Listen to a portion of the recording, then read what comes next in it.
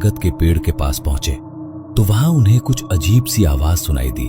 उन्होंने पेड़ के नीचे देखा तो सिद्धि वहां पर एक बिल्ली को चबा चबा कर खा रही थी और उसका पूरा मुंह उसके खून से सुन चुका था।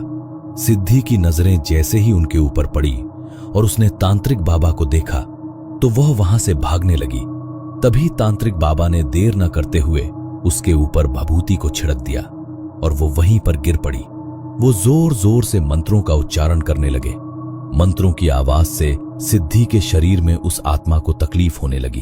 तांत्रिक बाबा समझ गए कि वो आत्मा अब खुद को बचाने के लिए सिद्धि के शरीर से निकलकर चली जाएगी, इसलिए उन्होंने तुरंत मंत्रों से सिद्धि के शरीर में ही उसे रोक दिया और उसके ऊपर भभूति का छिड़काव किया। हमें इसे इस पेड़ से बांधना होगा, जल्दी से कहीं से रस्सी ढूंढ कर लेकर आओ। उस पेड़ के पास एक पुरानी झोपड़ी थी जहां पर सालों से कोई नहीं गया था। मानव रस्सी ढूंढने के लिए उसके अंदर गया और किस्मत से उसे वहां पर एक रस्सी भी मिल गई। वो जल्दी से रस्सी लेकर बाहर आया और मंत्रों को बोलते हुए तांत्रिक बाबा ने मानव की मदद से सिद्धि को उस पेड़ से बांध दिया। तभी वहां पर लोगों ने जब ये सब देखा तो वहां पर गांव के लोगों की भीड़ इकट्ठी होने लगी और वहां गांव के लोगों का जमावड़ा लग गया। छोड़ दे मुझे तांत्रिक, मैं कहती हूँ छोड़ दे मुझे। आज से 30 साल पहले भी तूने उस घर में मेरा बंधन कर दिया था। मेरा बदला अधूरा है।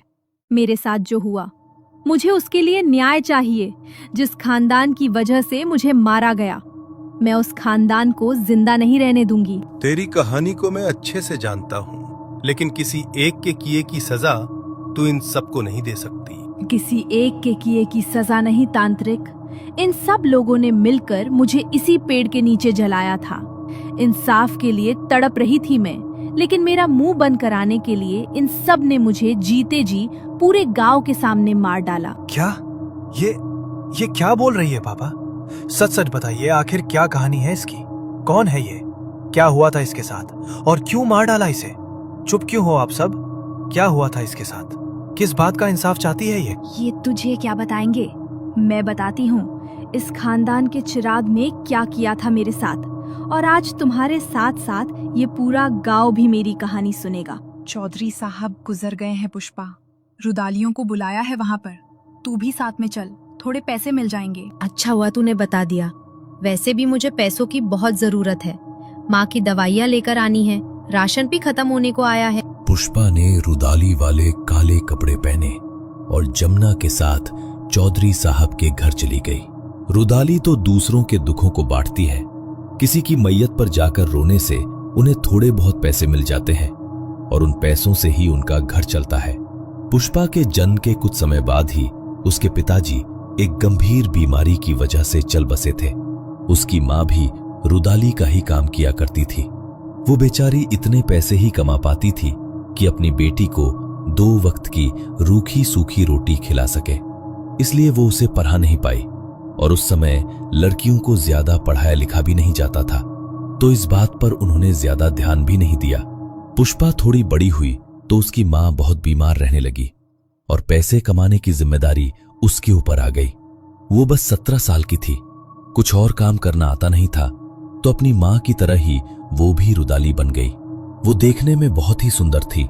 बिन बाप की बेटी पर लोगों की बुरी नजर सबसे पहले पड़ती है। चौधरी की मैयत पर मुखिया और उसके बेटे भी आए थे। उसके सबसे छोटे बेटे गोविंद की नजर पुष्पा पर पड़ गई। उसका गोरा रंग और सुंदर चेहरा देखकर वो जैसे पागल ही हो गया।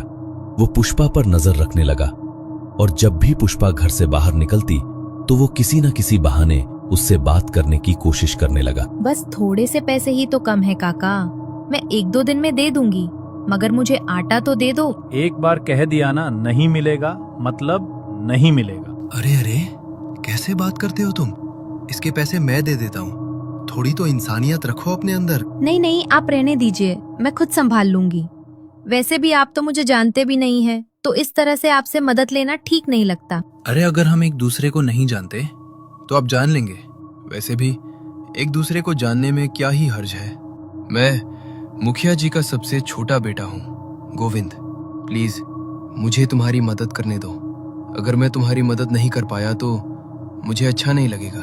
बातों के जाल में फंसाता चला गया। उसने उससे दोस्ती की और धीरे धीरे उससे मिलना जुलना करने लगा।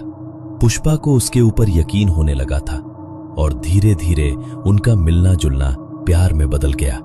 लेकिन कुछ समय बाद देखो, तुमने वादा किया था कि तुम मुझसे शादी करोगे और अब तुम अपनी बातों से मुकर नहीं सकते। मेरे पेट में तुम्हारा बच्चा है। पूरे गांव में मेरी बदनामी हो जाएगी। मेरी माँ को कोई जीने भी नहीं देगा। अगर इतनी ही चिंता थी अपनी माँ और अपनी इज्जत की, तो ये सब करने से पहले सोचना चाहिए था ना।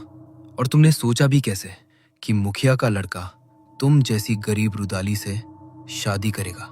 लोगों की मैयत पे रोकर तो तुम्हारी 2 वक्त की रोटी का इंतजाम होता है, और चली थी मुखिया के बेटे के साथ शादी के सपने देखने।